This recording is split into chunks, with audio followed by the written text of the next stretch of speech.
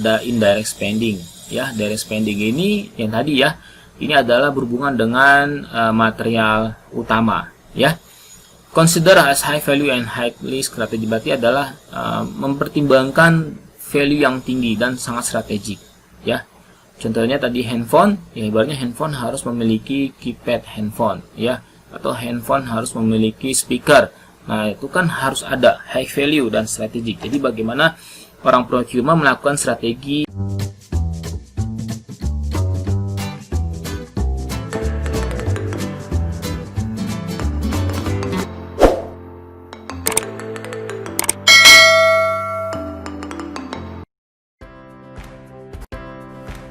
Oke, bismillahirrahmanirrahim. Assalamualaikum warahmatullahi wabarakatuh. Selamat pagi, semoga semuanya dalam keadaan sehat-sehat selalu. Kembali lagi bersama saya Tirta Siregar. Nah, ini adalah channel playlist saya yang baru, yaitu tentang manajemen pengadaan atau biasa disebut dengan procurement management. Nah, di dalam materi ini tentu kita mengetahui bahwa pengadaan itu adalah aktivitas upstream di dalam aktivitas supply chain. Jadi, aktivitas pengadaan ini adalah sangat penting untuk mengefektifkan proses aliran di supply chain. Jadi kalau misalnya pengadaannya ini baik, maka aktivitas supply chain-nya akan baik. Apabila manajemen pengadaan ini tidak baik atau buruk, maka aktivitas supply chain-nya dan juga barang sampai konsumen itu juga tidak akan baik. Oke, sahabat informan, sebelum memulai materi ini, silakan Anda men-like dan men-subscribe channel ini.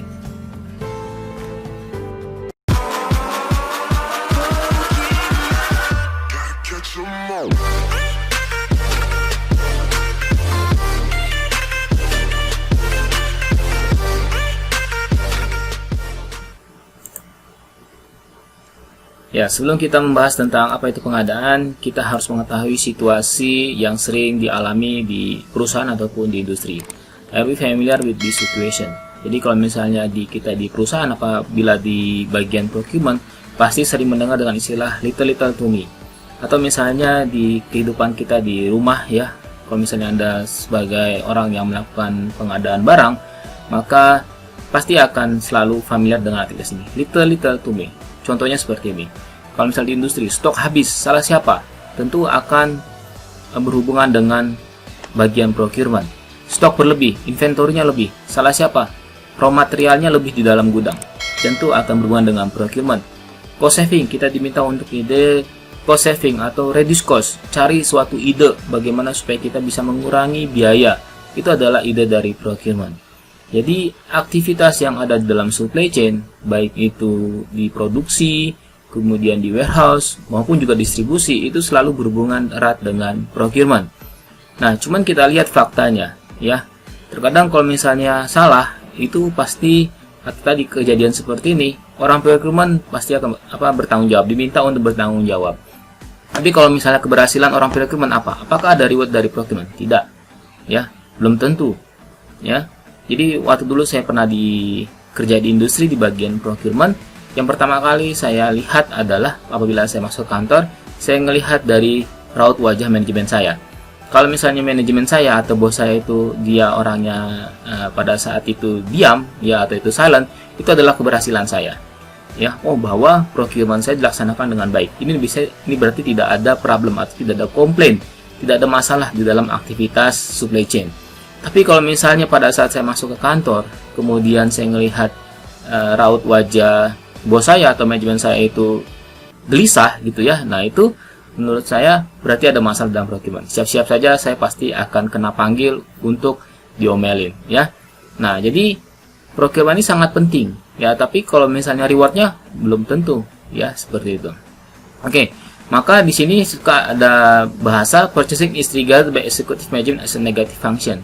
Kadang-kadang orang purchasing atau procurement ya, itu suka dibilang negative function. Kenapa? Jadi kalau misalnya perusahaan itu tidak berjalan dengan baik, itu selalu yang disalahkan adalah procurement. Tapi kalau misalnya ada little positive kontribusi, itu tidak ada reward. Atau misalnya manajemen tidak menganggap bahwa ini bukan keberhasilan procurement. Mungkin bisa ke bagian marketing yang bagus, produksinya yang bagus. Padahal kalau misalnya proses procurement yang tidak baik, maka itu akan mempengaruhi ke aktivitas yang lainnya. Jadi apa itu pengertian dari pengadaan atau procurement? Adalah suatu aktivitas ya atau proses kegiatan dalam pemenuhan dan penyediaan kebutuhan dan pasokan barang atau jasa di bawah kontrak atau pembelian langsung untuk memenuhi kebutuhan bisnis. Jadi kalau misalnya pengadaan di dalam industri ya, atau dalam perusahaan, maka pengadaan itu adalah untuk mensuplai ya, untuk memenuhi kebutuhan apa saja, baik itu raw material maupun dari barang konsumsi, seperti misalnya barang-barang supporting yang dibutuhkan dalam proses produksi ataupun juga jasa, dan tentu harus di bawah kontrak ya, ataupun juga pembelian langsung untuk memenuhi kebutuhan bisnisnya, untuk memenuhi proses kebutuhan produksinya. Nah, kemudian kalau misal di manufaktur ya, ada istilah procurement manufacturing. Jadi adalah selain dia memenuhi kebutuhan barang atau jasa, ini adalah untuk implementasi suatu keputusan pabrik atau perusahaan untuk membeli barang yang dibutuhkan yang telah diputuskan secara bersama ya. Ibaratnya bagaimana proses dari awal, mulai ada kebutuhan barang, kemudian bagaimana cara pembeliannya, kemudian bagaimana cara proses administrasinya, itu sampai ke proses di procurement manufacturing. Nah, sekarang apa itu objektif pengadaan atau tujuan pengadaan? Ada 7 ya. Yang pertama adalah mempertahankan kualitas material. Jadi bagaimana supaya menjaga produk kita atau material kita itu baik ya. Contoh seperti ini, misalnya dalam suatu perusahaan elektronika ya, misalnya handphone, tentu brand A dia akan menjaga kualitas bahannya. Nah, brand A itu tidak mungkin dia memproduksi atau misalnya dia membuat material-material handphonenya, tentu dia akan melakukan aktivitas sourcing, pengadaan ke suppliernya atau ke vendornya. Nah, brand A dia hanya bisa melakukan apa? Dia hanya bisa melakukan aktivitas produksinya, tapi barangnya atau materialnya ada di suppliernya. Maka untuk mempertahankan bahwa brand A ini cukup bagus, dia harus bisa menemukan atau mendapatkan kualitas bahan baku yang bagus. Nah, itu adalah tugas dari atau tujuan dari pengadaan. Yang kedua adalah membeli material dengan harga wajar dan kualitas harga servis yang memadai ya. Jadi kita harus juga mengetahui bagaimana membeli barang yang harganya wajar ya, harganya juga tidak terlalu mahal ya, atau sesuai atau reasonable ya. Tapi juga kita harus menjaga kualitas serta servisnya yang memenuhi kebutuhan dari perusahaan. Yang ketiga adalah optimasi persediaan. Ibaratnya bagaimana inventory itu tidak berlebih ya, atau tidak kurang ya. Jadi bagaimana supaya persediaan kita itu dia bersifat optimal ya, tidak ada overstock dan tidak ada low stock. Nah, itu adalah tujuan dari pengadaan. Yang keempat adalah menghindari waste ya, aktivitas pemborosan ya, kemudian duplikasi, jangan sampai membeli double ya, jangan sampai beli barang 2 kali, dan obsolescence. Obsolescence adalah dalam masa usang ya, atau expired. Jangan sampai barang yang kita beli itu adalah pada saat sampai di perusahaan atau misalnya kita beli kemudian di gudang tidak digunakan ya, atau jadinya expired ya, jadinya tidak jangka waktunya terlewatkan sebelum barang itu harus digunakan ya. Yang kelima adalah bagaimana mempertahankan posisi kompetitif perusahaan ya, tentunya. Jadi bagaimana tadi seperti di nomor 1 ya, brand A itu dia harus mempertahankan posisi kompetitif. Apabila saya adalah perusahaan handphone nomor 1 di Indonesia ya, tentu dia harus bisa mempertahankan posisinya ya, seperti itu. Yang keenam adalah analisis availabilitas dan biaya pengadaan material utama ya. Jadi bagaimana menganalisis availabilitas atau ketersediaan untuk material utama. Contoh tadi misalnya kita handphone, tentu dia harus bisa menganalisis komponen-komponen atau barang-barang atau spare part handphone itu yang paling utama itu apa saja, material utamanya apa saja. Yang ibaratnya begini, kalau misalnya handphone, contoh material utamanya adalah keypad ya, keypad handphone. Nah, kalau misalnya kita beli handphone tidak ada keypadnya, apakah konsumen mau beli? Tidak. Nah, itu berarti keypad itu adalah material utama. Jadi bagaimana supaya supply material utama itu lebih diutamakan. Tapi ingat, jangan sampai karena kita butuh material utama tersebut sehingga supplier berani menaikkan harga. Nah ya, jangan sampai ada perlakuan seperti itu.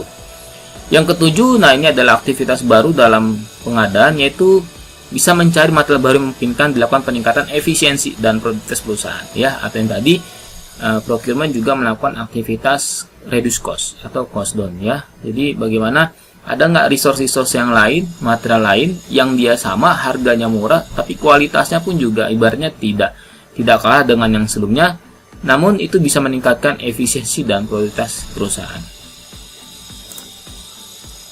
Oke, nah ini adalah pandangan manajemen di dalam aktivitas pengadaan. Ya, ada 7R yang sering kita dengar, ada rek material, rek quantity, rek time, rek place, rek source, dan rek service, serta rek price, ya.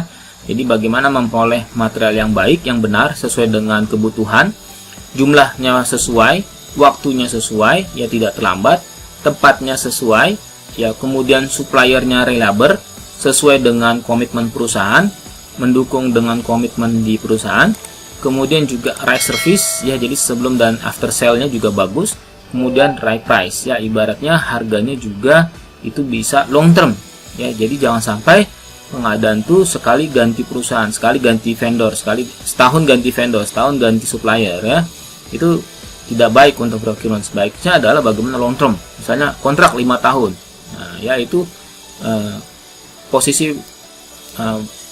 keadaan yang baik untuk procurement management, ya seperti ini. Oke, ini jangkauan dari procurement jadi dibagi dua, ada direct spending, ada indirect spending. Ya, direct spending ini yang tadi ya, ini adalah berhubungan dengan material utama, ya. Consider as high value and highly strategic, berarti adalah mempertimbangkan value yang tinggi dan sangat strategik, ya. Contohnya tadi handphone, ya ibaratnya handphone harus memiliki keypad handphone, ya, atau handphone harus memiliki speaker.